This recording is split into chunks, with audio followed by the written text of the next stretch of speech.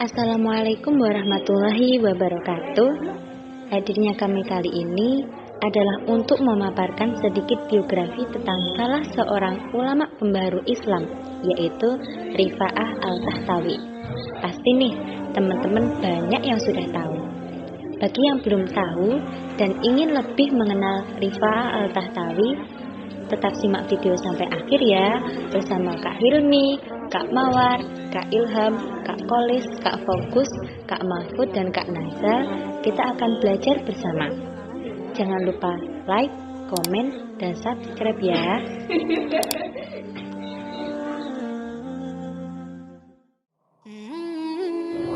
Rifa'ah Tahtawi, sang pembaharu pendidikan Islam. Pendahuluan. Rifa'ah Al-Tahtawi termasuk salah satu penggagas kebangkitan ilmiah modern di Mesir. Hal ini dimulai setelah kepulangannya menjadi duta besar di Perancis. Latar belakang keluarga. Al-Tahtawi mempunyai nama lengkap Al-Amir Almarhum Al-Sayyid Rifa'ah Bey Ibnu Rafi Al-Tahtawi Ibnu Baidawi, atau yang biasa dikenal dengan nama Rifa'ah Al-Tahtawi. Rifa'ah dilahirkan dari pasangan Rafi dan Fatimah pada tanggal 15 Oktober tahun 1801 Masehi atau bertepatan dengan 7 Jumadil Akhir tahun 1216 Hijriah. Tempat kelahirannya berada di sebuah kota kecil yang bernama Tahta di bagian selatan Mesir, tepatnya salah satu kota di provinsi Suhad Said. Dengan demikian, dilihat dari waktu kelahirannya, dia dapat dikategorikan sebagai bagian dari generasi muslim awal abad ke-19. Riwayat pendidikan. Dengan kondisi perekonomian keluarganya yang diprihatinkan, Rifa'ah kecil terpaksa belajar dengan bantuan dari keluarga ibunya.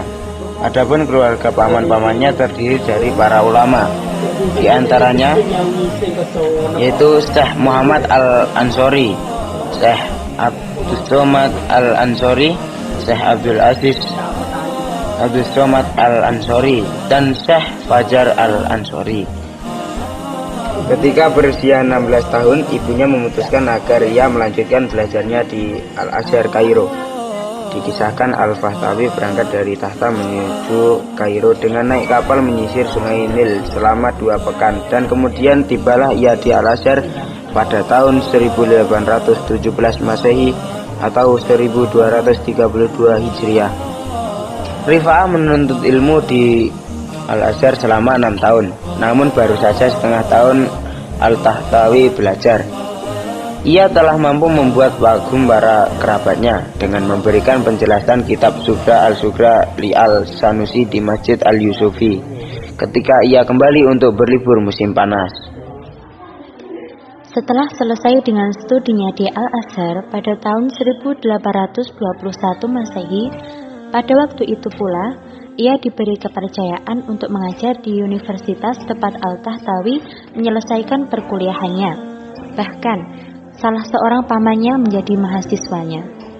4 tahun kemudian, tepatnya pada tahun 1826 Masehi, pemerintah Mesir menetapkan 114 pelajar sebagai dutanya untuk menimba ilmu di Perancis, di antaranya Rifa'ah Al-Tahtawi. Seluruh penuntut ilmu tersebut disebar pada beberapa cabang ilmu seperti sejarah, militer, tata negara, politik, perekonomian, kedokteran, kelautan, pertanian, terjemah, kesenian, dan lain sebagainya, dengan tujuan semoga nanti ketika mereka kembali ke Mesir dapat memberikan kontribusi dalam membangun negara. Al-Tahtawi dikenal dengan pribadi yang tak pernah merasa puas dengan ilmu, hingga Al-Tahtawi menggaji seorang guru khusus untuk memahirkannya berbahasa Perancis yang sebelumnya Al-Tahtawi berguru ke Monsieur Gomer. Dalam waktu yang singkat, ia dapat menguasai bahasa Perancis tersebut. Setelah itu, mulailah ia banyak menerjemahkan buku-buku berbahasa Perancis ke dalam bahasa Arab.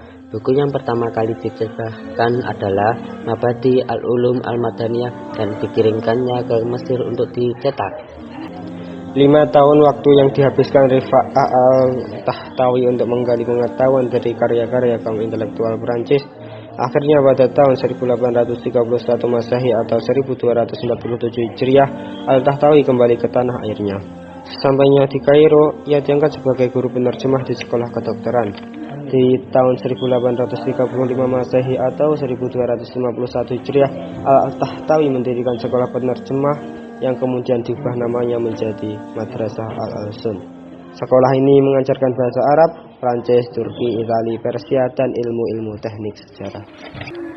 Kontribusi pemikiran Rifa'ah Al-Tahtawi tentang modernisasi pendidikan di Mesir.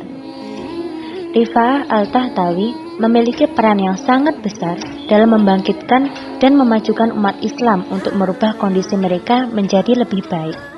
Hal tersebut dibuktikan dengan aktivitas intelektualnya terlebih mengenai pendidikan, seperti dalam bukunya, yaitu Mursyid Al-Amin fi Ta'lim Al-Banat wa Al-Banin.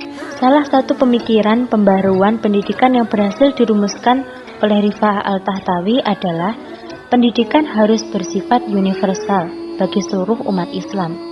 Maka, di abad ke-19, gagasan Al-Tahtawi ini menjadi salah satu bagian penting dari menguatnya diskursus pembaharuan atau Al-Tasdid, reformasi atau Al-Islah, pencerahan atau At-Tanwir pada kehidupan umat Islam. Adapun kontribusi Rifa'ah Al-Tahtawi di bidang pendidikan dan pengajaran diantaranya: 1. Bahasa Arab menjadi bahasa resmi bagi warga negara Mesir. 2. Anggaran pendidikan yang mulanya 6.000 pound Mesir di zaman Said Pasha bertambah menjadi 80.000 pound Mesir di zaman Ismail Pasha. 3. Untuk pertama kalinya pendidikan digratiskan. 4. Meningkatnya jumlah sekolah negeri pada tingkat I'dadiyah atau SMP. 5.